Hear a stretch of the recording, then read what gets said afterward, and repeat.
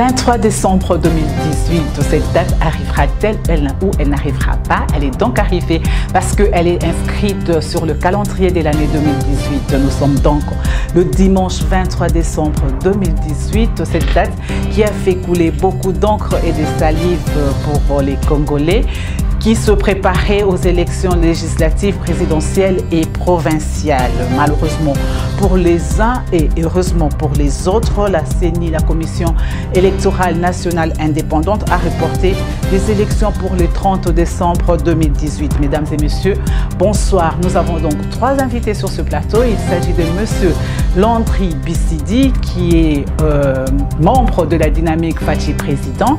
Nous aurons aussi madame Toshi, qui est artiste et cinéaste japonaise, qui s'occupe donc de la République démocratique du Congo. Et enfin, nous aurons monsieur Cheikh Fita, qui est écrivain et journaliste congolais, qui va nous parler de la plainte du cinéaste et journaliste belge Thierry Michel. Et beaucoup de passion. Place à présent à notre troisième invité. Il s'agit de monsieur Cheikh Fita, qui est écrivain et journaliste congolais. Avec lui, comme je vous ai dit tout à l'heure, nous allons donc parler de la plainte qui a été déposée le mardi dernier par le cinéaste, le cinéaste belge Thierry Michel. Bonsoir Cheikh Fita. Bonsoir madame Nancy.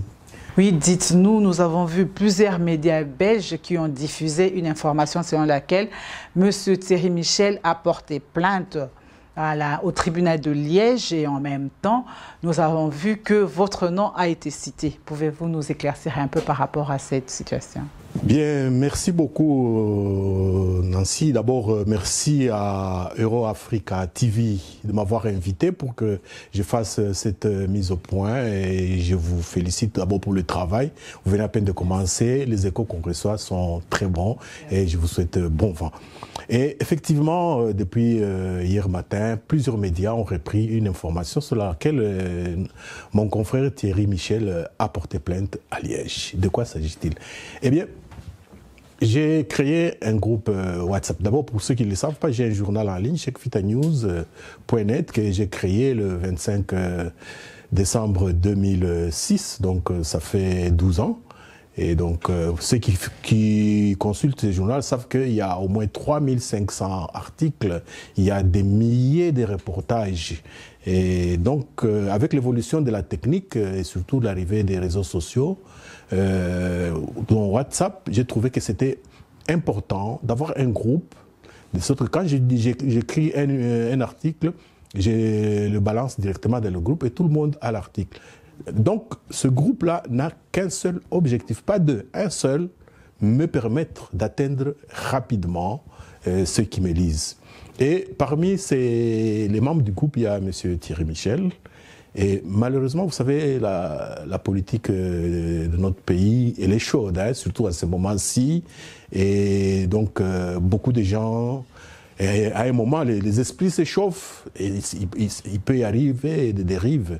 Et donc, voilà. Qu'est-ce qui s'est passé? Justement, il a cité votre groupe WhatsApp. Si votre groupe WhatsApp ne consiste qu'à diffuser vos informations, peut-être qu'il y a des informations qui ont touché personnellement à M. Thierry Michel ou... Oui. Vous savez, le groupe WhatsApp, malheureusement, c'est pas moi qui ai inventé WhatsApp, c'est que vous envoyez des informations aux gens. Ils peuvent aussi répondre, ils peuvent écrire à d'autres. Et puis, dans mon groupe, c'est pas seulement moi qui écris. Du fait que j'ai créé, d'autres qui ont aussi des informations, ils sont nombreux, dont Thierry Michel, ils donnent aussi des informations. Quand il y a des informations qui ne sont pas vérifiées, eh bien, il y a des réactions, parfois des invectives et parfois aussi des dérives, malheureusement. Et c'est par rapport à quoi que lui, il vous cite nommément? Est-ce que vous l'avez touché personnellement ou bien c'est juste quelqu'un du groupe qui a touché Thierry Michel? Non, la plainte est contre un ou deux ou trois membres du groupe, c'est pas contre moi, mais il m'a cité. Mais dans ce qu'il a cité, il y a quelque chose que je n'ai pas aimé. Il a dit c'est un groupe pro-UDPS. Et c'est faux. Parce que c'est des imputations qui ne sont pas bonnes.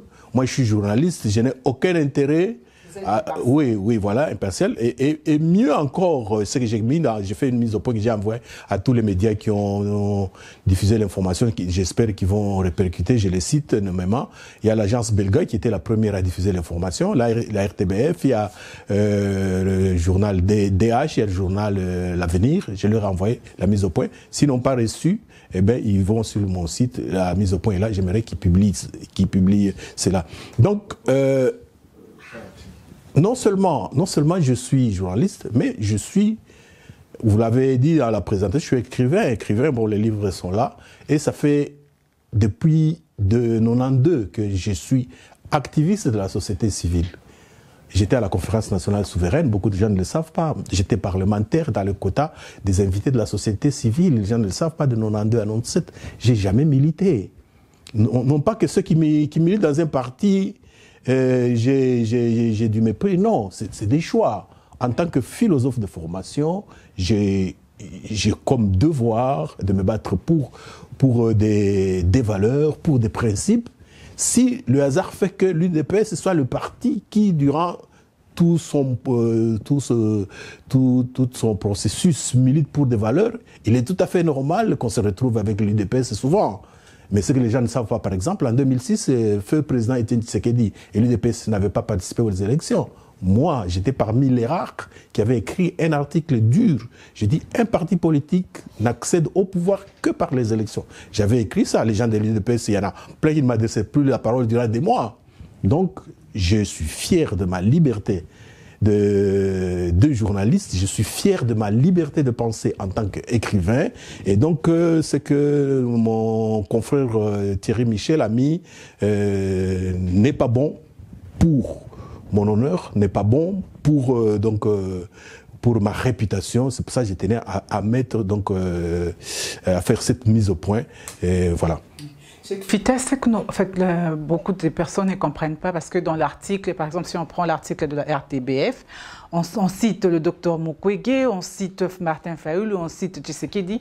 On ne comprend pas exactement que reproche justement M. Thierry Michel. Parce que quand il va porter plainte, il a porté plainte contre X, mais sur tel fait. Quels sont ces faits-là? Bon, je pense que c'est en instruction en principe, je le sais, je ne le dirai pas, mais néanmoins, j'ai relevé dans ma mise au point que je fais cette mise au point pour éviter tout amalgame. L'amalgame, c'est quoi? C'est-à-dire, aux Uawa, aux Ikuna, aux Sangis, aux Tiemungwa, aux Tiepilipili, c'est pas bon. Et surtout que la campagne électorale, elle est très très chaude, les esprits s'échauffent. Les gens, bon, ils ne se contrôlent pas. Il ne faut pas venir mettre de l'huile sur le feu. Nous, vous pouvez lire dans nos médias des Congolais ici en Belgique, vous allez voir ce que nous écrivons. Nous prenons vraiment toutes les précautions pour que le Congolais reste uni dans leur diversité, parce que les élections vont passer. Et après les élections, on devra encore vivre ensemble. Et donc, moi, j'aurais bien aimé que notre confrère Thierry Michel ait notre sagesse aussi dans ce sens-là. D'accord. Est-ce que vous avez un mot à dire par rapport à tout ça? Un dernier mot plutôt. Bon, mon dernier mot, c'est que c'est d'abord pour mon pays. J'aimerais bien que le 30, comme la CENI l'a promis, qu'il y ait des élections, que ces élections soient libres. D'après vous êtes quand même un grand écrivain, un journaliste congolais. Par rapport à tout ce qui s'y passe maintenant, est-ce que vous êtes sûr que le 30 décembre, les Congolais vont aller aux urnes? Moi, je ne réfléchis pas comme ça, parce que parallèlement au fait que je suis journaliste, je suis aussi activiste de la société civile. Beaucoup de gens ne le savent pas. Durant longtemps, notre plateforme Antenne Monde de la société civile de RD Congo, on faisait chaque samedi un sit-in à la place Lumumba à Bruxelles où on disait tous électeurs, tous observateurs. Pourquoi nous disions cela? Parce que nous avions étudié la tactique de M. Kabila et ses gens.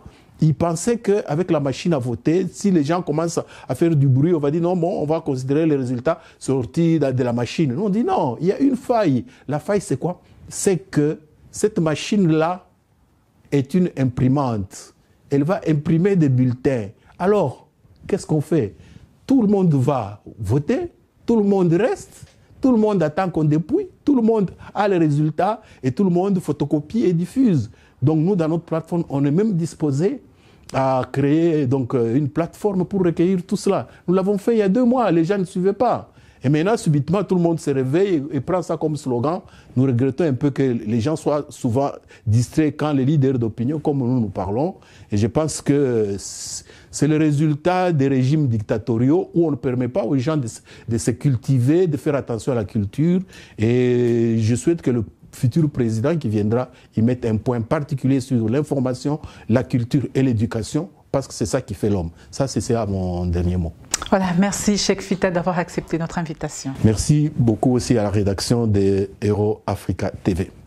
Voilà, mesdames et messieurs, c'est par cet élément que nous mettons un point final à notre grande édition d'Hebdo Magazine. Nous avons donc reçu 3 invités. Il s'agissait de monsieur Landry Bissidi, qui est membre de la dynamique Fachi, président, de madame Toshi, qui est artiste et cinéaste japonaise qui s'intéresse au Congo, la République démocratique du Congo, et de Cheikh Fita, écrivain et journaliste congolais qui a réagi à propos de la plainte du cinéaste et journaliste belge Thierry Michel. Nous sommes à la fin, comme je vous ai dit. Restez branchés sur notre chaîne de télévision, votre chaîne surtout Hero Africa TV.